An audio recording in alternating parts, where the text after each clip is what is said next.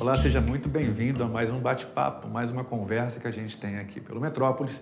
E hoje o nosso convidado é o Procurador-Geral do Ministério Público do Trabalho, Dr. José Lima. Muito obrigado, Dr. José, por ter aceitado esse convite. Hoje vamos falar um pouquinho sobre a sua posse na Procuradoria-Geral do Ministério Público do Trabalho e a atuação nos próximos anos aí que espera nessa gestão. Muito obrigado pela presença. Obrigado, Caio. Obrigado a todos e todas que nos assistem, nos ouvem.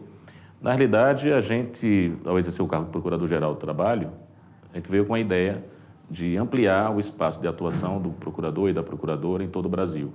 Nossas pautas são sensíveis, nossas pautas são muito importantes para todos e todas, né, que moram aqui no nosso país, que é o combate ao trabalho escravo, né, análogo a escravo, combate ao trabalho infantil, combate à discriminação, combate às fraudes trabalhistas, que são muitas.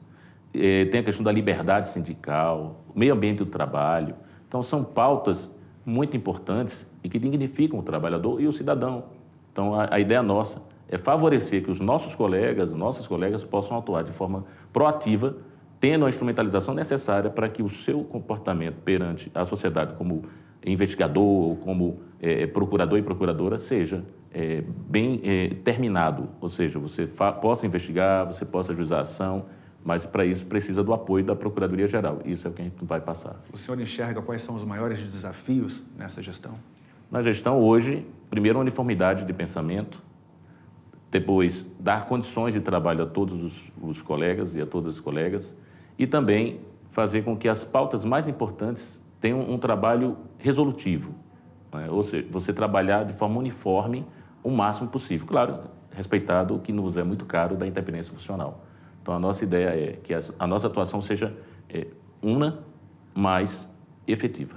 Doutor José, recentemente o Ministério Público do Trabalho, aliado com outros órgãos federais, conseguiu realizar uma operação para combater um trabalho análogo ao trabalho escravo, né? Onde pessoas eram usadas em condições precárias para a fabricação de cigarros clandestinos. Qual a importância da atuação desses órgãos de controle e de fiscalização para coibir esses crimes? Caio, a condição do trabalho tem que ser digna.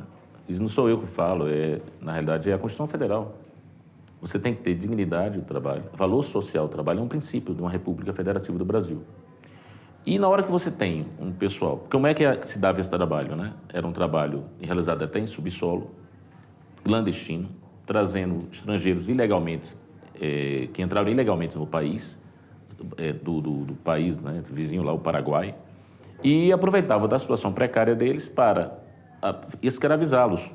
É o trabalho escravo contemporâneo. Não precisa de grades, não precisa de grilhões, precisa apenas de limitações. Então, essa atuação... Como quais, por exemplo? Quais? As limitações, as trabalho de jornada exaustiva, a não possibilidade de você se deslocar, condições precaríssimas de trabalho. Você pode encontrar ali no subsolo, mas você tem, por exemplo, fazendas de plantação de bananas, que o trabalhador fica dentro da plantação, come na plantação, dorme na plantação, faz necessidades fisiológicas na plantação. E a água que ele toma é a água da plantação. Então, isso para mim não pode ser digno, para ninguém. Não pode se deslocar, aí a limitação do seu ir e vir. Então, na realidade, esse trabalho realizado nesse subsolo clandestino está ligado... Pode perceber o seguinte, nenhum combate a trabalho análogo ao escravo, ele só tem esse ilícito. Nesse caso, tinha contrabando de cigarros, falsificação, ou seja, havia sonegação. Pode perceber que esses ilícitos relacionados ao trabalho escravo ou análogo ao escravo, eles sempre vêm com crimes. Porque o próprio ato em si é criminoso, mas vêm outros crimes também vinculados. Tanto é que participa a polícia, o Ministério Público Federal, o Ministério Público Estadual, a Polícia Federal, a Polícia Rodoviária Federal, agentes do Ministério do Trabalho e procuradores e procuradoras do Ministério Público do Trabalho. Na sua gestão, o senhor pretende intensificar essas investigações e multiplicar essa quantidade de operações que tem ocorrido contra esse trabalho ilegal? Desde que eu assumi, nesses 2 meses, né, de forma permanente, nós já incrementamos, inclusive, as operações. Nós já estamos aí nas 2 centenas de operações e a ideia nossa é não parar. Mesmo na pandemia, o Ministério Público do Trabalho fez as fiscalizações, tanto com os grupos móveis, também com as nossas regionais. Então, a ideia nossa, na nossa gestão, é dar condições aos nossos membros e nossas membras trabalharem de forma efetiva no combate ao trabalho escravo. O senhor está assumindo o maior cargo do Ministério Público do Trabalho num momento atípico, de crise sanitária, da pandemia do coronavírus, do novo coronavírus.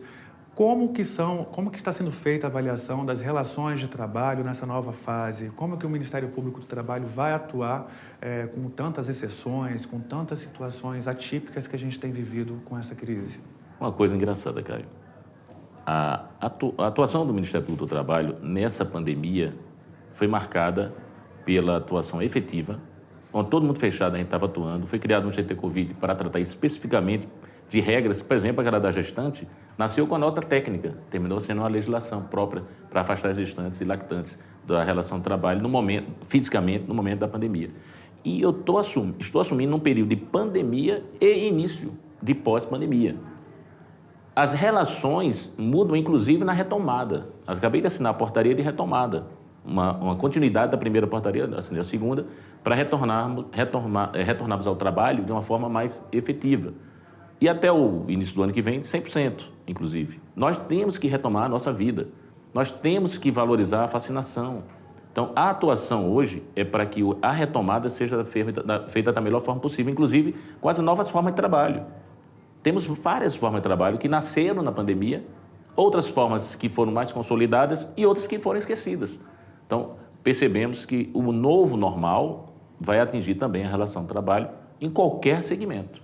A exemplo do que aconteceu recentemente na Câmara dos Deputados, onde o presidente Arthur Lira determinou a exigência do passaporte de vacina, o Ministério Público do Trabalho ele é favorável a essa medida para o retorno da presencial das atividades, seja na escola, seja nos ambientes de trabalho. O Ministério Público do Trabalho ele é favorável ou ele é contrário a essa medida?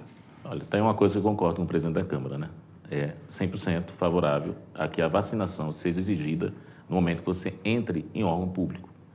Se nós exigimos nos órgãos das empresas, nas entidades privadas, mais do que normal e coerente você exigir para a sua instituição.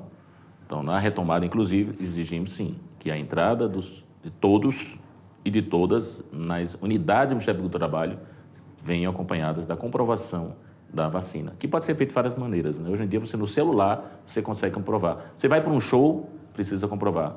Você vai para um entretenimento, precisa comprovar. Então, por que não no trabalho? Há necessidade dessa vacinação, como há necessidade da máscara ainda. Evidentemente que a tendência, com as ciências evoluindo, com as vacinações sendo em massa, a vacina de segunda geração, então tudo isso vai levar para que a gente, em pouco tempo, nós consigamos ficar praticamente 100% normal. Eu fiz essa pergunta porque, no caso específico aqui da capital do Brasil, o Ministério Público do Trabalho teve uma atuação muito forte para a retomada das aulas presenciais na rede pública de ensino.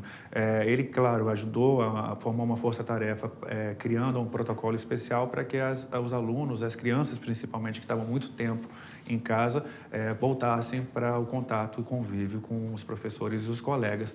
Na sua avaliação, as escolas também precisariam as escolas, pelo menos do ensino médio, onde os estudantes são maiores, tem um pouquinho mais de idade, seria exigido esse passaporte da vacina? Todas as idades que tiveram a oportunidade da vacinação, eu entendo que sim, claro, porque o vírus ele não escolhe idade para se instalar no corpo humano. Então, desde que você tenha tido a possibilidade de ser vacinado, há necessidade na minha opinião, dessa exigência. O senhor acredita que nessa fase que o senhor citou, pós-pandêmica, assim, as relações de trabalho, elas vão continuar como eram antes ou vão ter que ser renovadas em relação, especialmente à legislação? A relação de trabalho é uma relação humana, é dinâmica, como toda relação humana. Então, é evidente que ela se amolda de acordo com a situação. A pandemia, ela atingiu, como eu disse antes, todas as relações humanas e muito a relação de trabalho. Então, temos vários exemplos de incremento, né? As plataformas digitais foram incrementadas, né? A parte da atuação hoje de entregadores foi também incrementado. Quem que ia sair de casa quando não podia sair de casa? Alguém tinha que fazer essa entrega. Então, tudo isso houve sim uma alteração e vai haver uma nova forma de trabalho.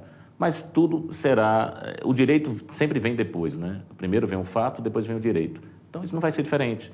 Os fatos aconteceram, as relações jurídicas se mudaram, então a legislação também vai ter que sofrer essa alteração.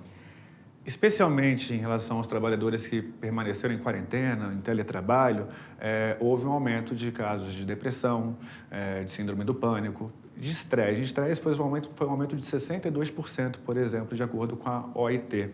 O Ministério Público do Trabalho ele vai atuar também com a questão da relação de saúde mental do trabalhador, com a situação pandêmica, com a retomada.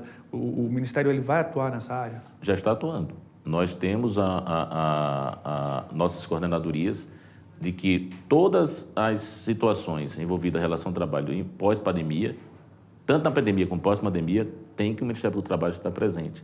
Evidentemente, o teletrabalho, nós temos inclusive uma atuação muito forte em relação a isso, da forma que nós podemos fazer. Como?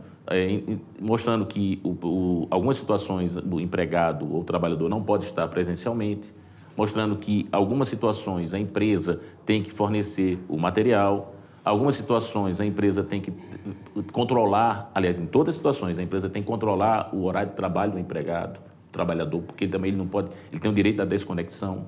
Qual o problema do teletrabalho? É você estar em casa, eu digo por mim, eu estou em casa no sábado, madrugada, e sento e começa a despachar.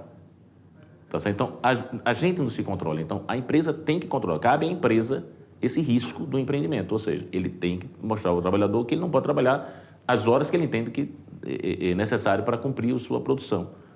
Tem que haver esse controle e é possível. Tem várias formas de controle também de trabalho fora de casa, fora do local de trabalho. Doutor José, eu quero agradecer a conversa. É muito importante que os nossos leitores e seguidores tenham um pouco mais de acesso à informação sobre a atuação do Ministério Público do Trabalho. Então, mais uma vez, agradeço a sua presença. E você que acompanhou a gente, eu não canso de repetir, muito obrigado. A sua companhia é sempre muito importante. A gente se vê na próxima. Até mais. Tchau, tchau.